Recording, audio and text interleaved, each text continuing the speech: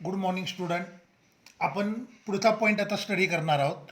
तर मी कालच तुम्हाला सांगितलं आहे की कोणतंही मटेरियल असेल, that material is made from atom and molecule. कोणत्याही मटेरियलमधला सिंगल ॲटम असतो, it is always a magnetic dipole. But material as a whole does not possess any dipole moment because dipole moment of individual electrons are randomly oriented, so they will cancel with each other. आपण काल theory of डायमॅग्नेटिझम आणि theory of पॅरामॅग्नेटिझम study केलं आहे. आज आपल्याला दोन important definition study करायचे. त्यातली पहिली डेफिनेशन आहे मॅग्नेटायझेशन.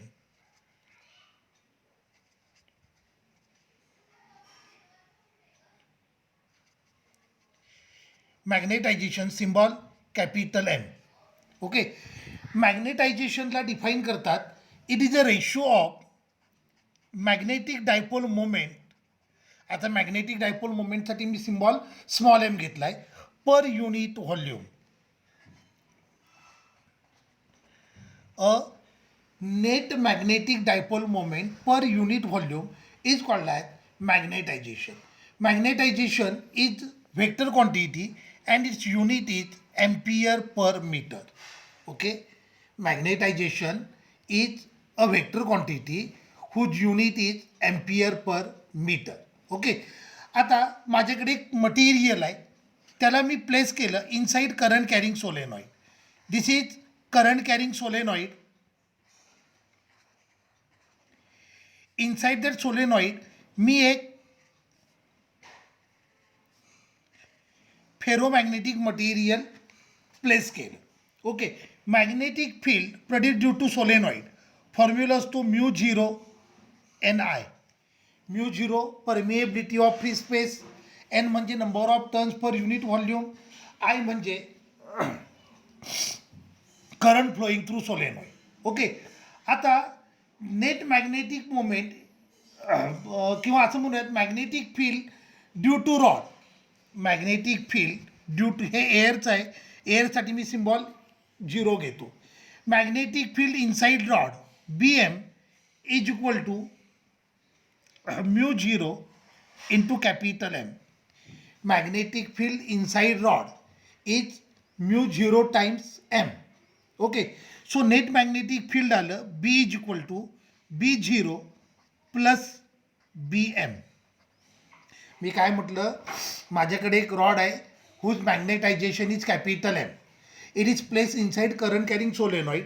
इथे आता दोन मॅग्नेटिक फील्ड असणार आहेत.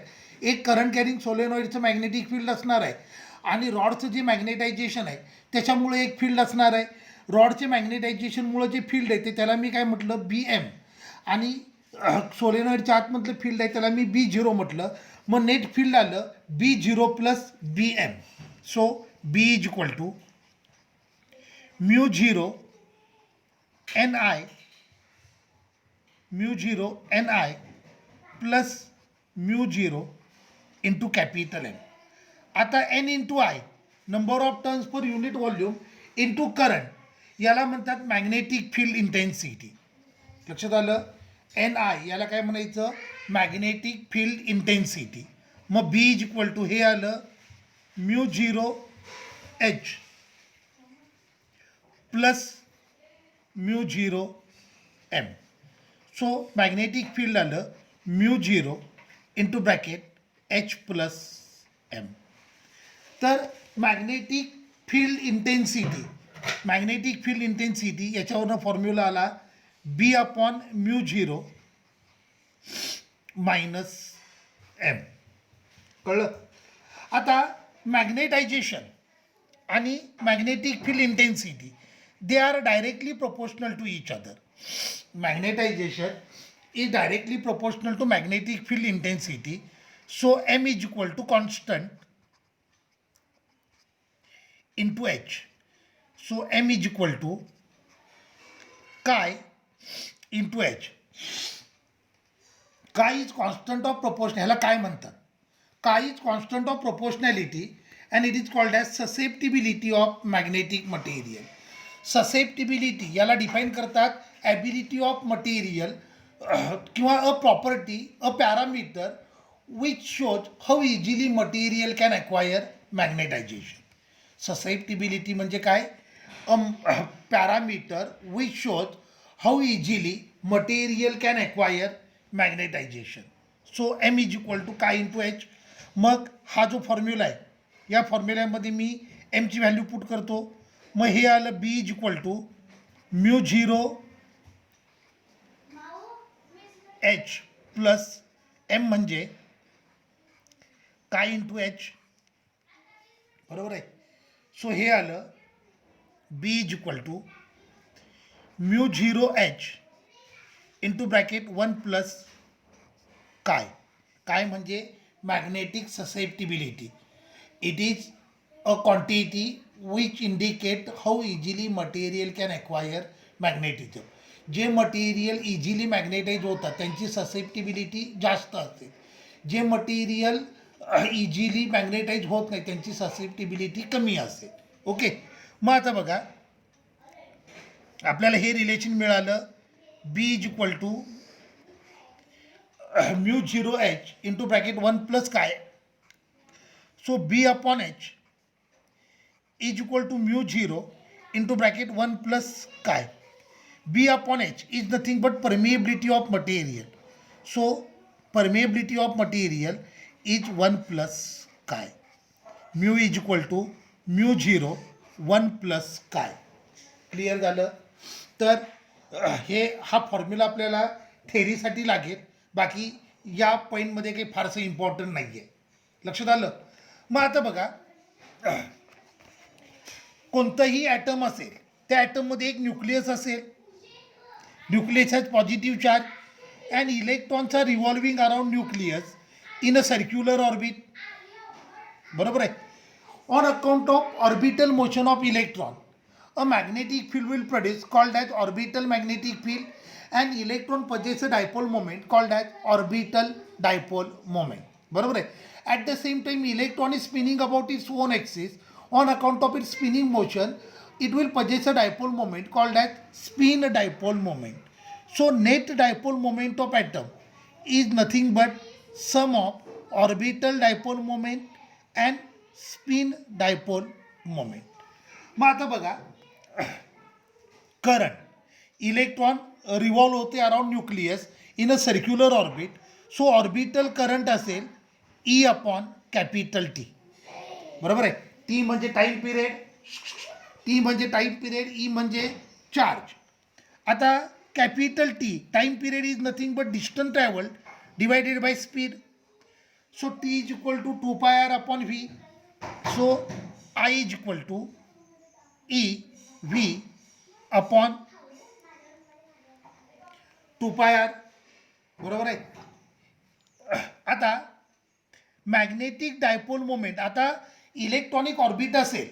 Electronic orbit is just like current carrying circular loop.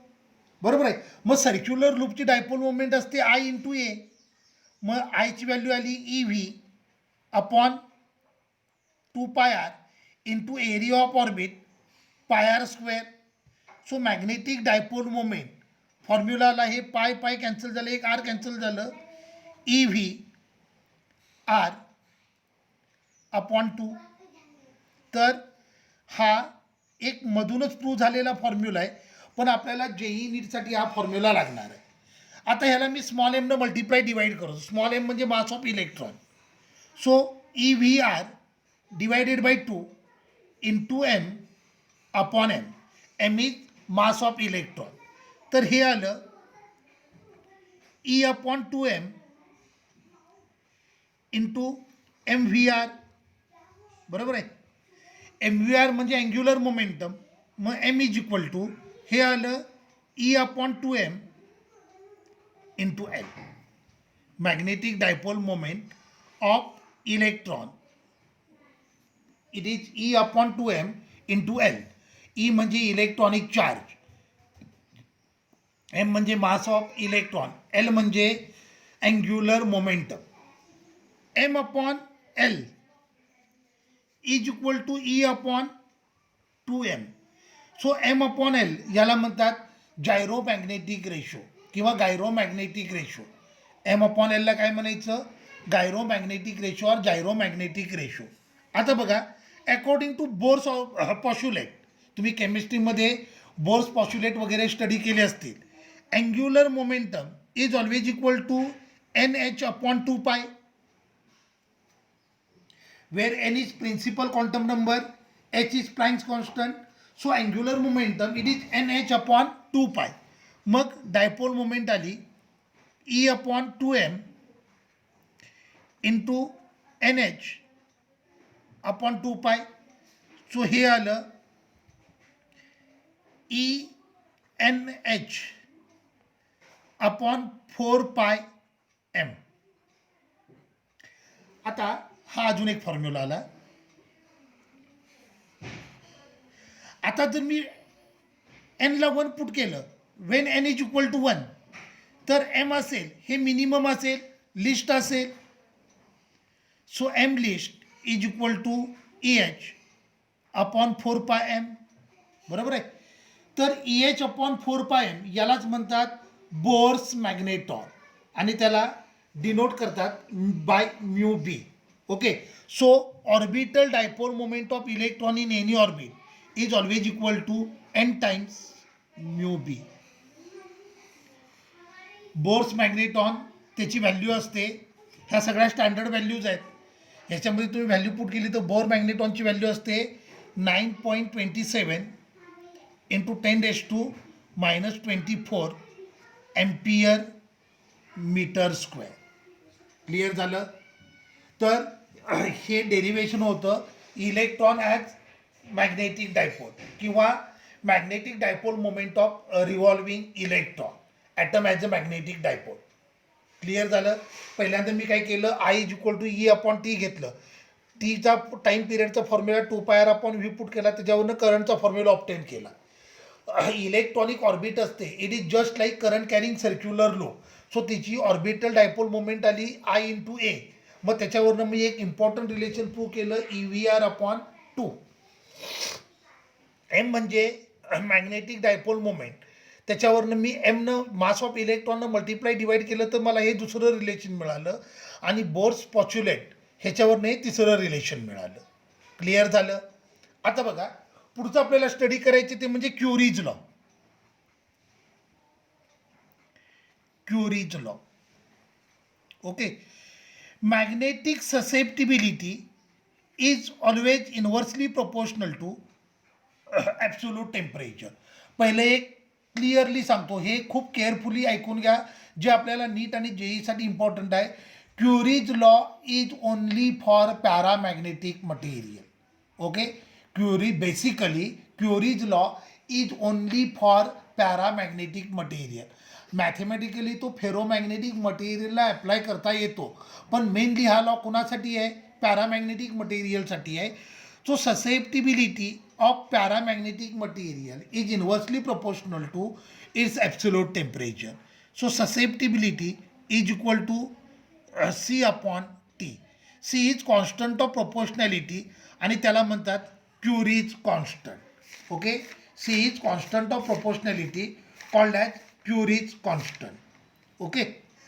तर आज आपण काय काय स्टडी केलं बघा.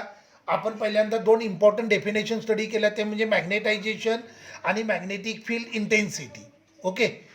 मॅग्नेटायझेशनचा सिम्बॉल काय असतो, मॅग्नेटाइज सिम्बॉल M आणि मॅग्नेटिक फील्ड इंटेन्सिटीचा सिम्बॉल H. ओके. मग आता आपल्याला पुढचा एक लास्ट पॉईंट स्टडी करायचा आहे, तो म्हणजे hysteresis, magnetisation curve, hysteresis low. आता लक्ष द्या, माझ्याकडे एक मटेरियल आहे, इनिशियली मटेरियल इज अनमॅग्नेटाइज. ओके. माझ्याकडे एक मटेरियल आहे, इनिशियली मटेरियल इज अनमॅग्नेटाइज. आता मटेरियलचं मॅग्नेटिझम 0 आहे, मटेरियल अनमॅग्नेटाइज आहे, याचा अर्थ मॅग्नेटिझम इनसाइड मटेरियल इज 0. त्याला मी एक्सटर्नल मॅग्नेटिक फील्डमध्ये प्लेस केलं. Wien material is placed in external magnetic field, material will acquire magnetism. With increase in intensity of magnetic field, magnetization inside material will also going on increasing like that. बघा, पहिल्यांदा मटेरियलमधलं magnetism 0 आहे.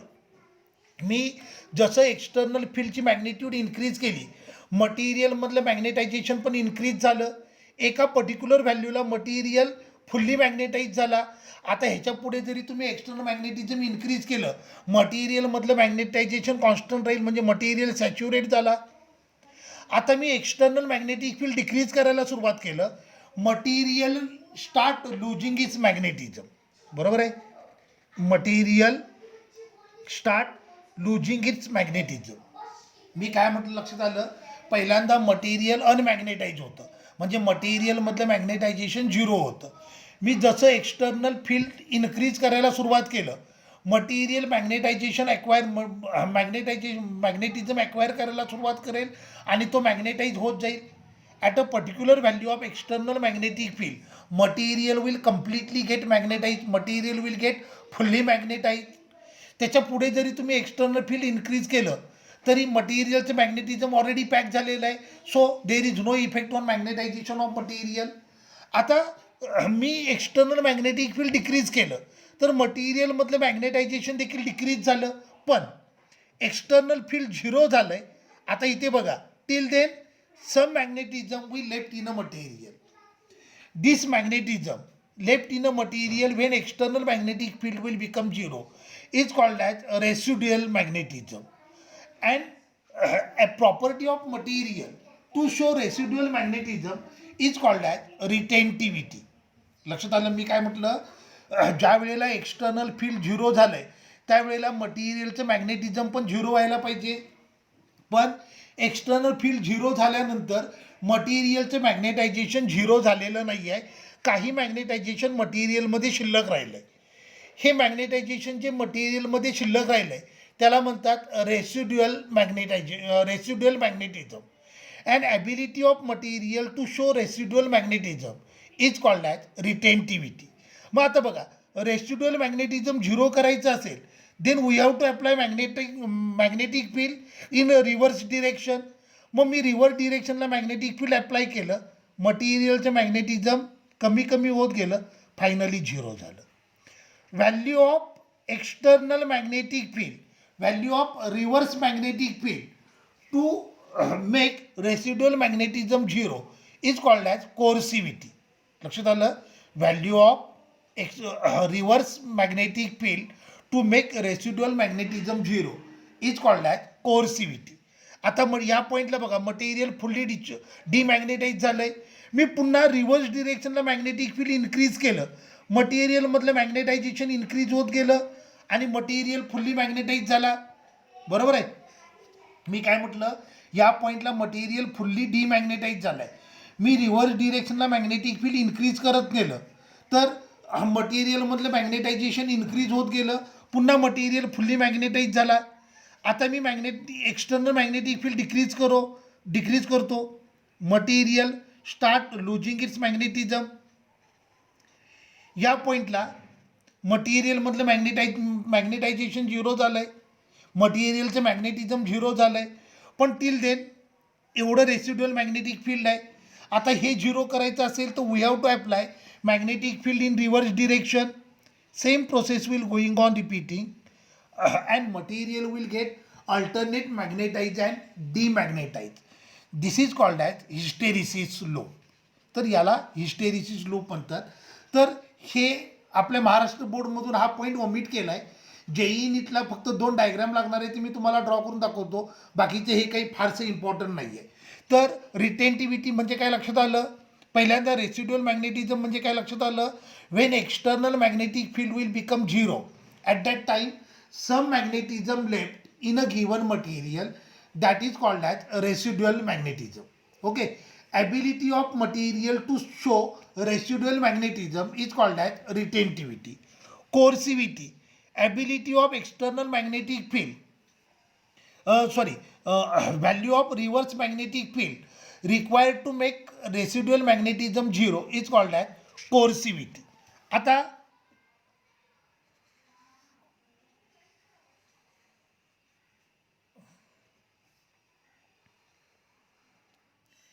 हे मी hysteresis loop draw केलं आहे. आता इथे बघा, कोर्सिव्हिटी comparatively large आहे. आता या केसमध्ये रेसिड्युअल मॅग्नेटिझम जरी कमी असलं तरी ते झिरो करण्यासाठी लागणारं external magnetic field comparatively large आहे. तर असं जे ब्रॉड हिस्टेरिसिस लूप येतं ते स्टीलचं असतं आणि स्टील म्हणून यूज करतात for making permanent magnet. Okay, आता सपोज करा हे असं आहे,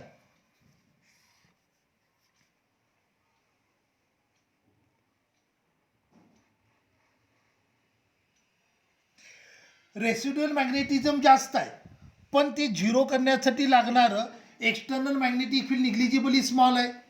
तर हे हिस्टेरिसिस लूप असतं हे इलेक्ट्रोमॅग्नेट किंवा टेम्पररी मॅग्नेटचं असतं फॉर, आणि ह्याचे एक्झाम्पल असतं सॉफ्ट आयर्न. ओके, तर हे हिस्टेरिसिस लूप मी प्लॉट केलं आहे फॉर सॉफ्ट आयर्न, हे हिस्टेरिसिस लूप आहे फॉर स्टील.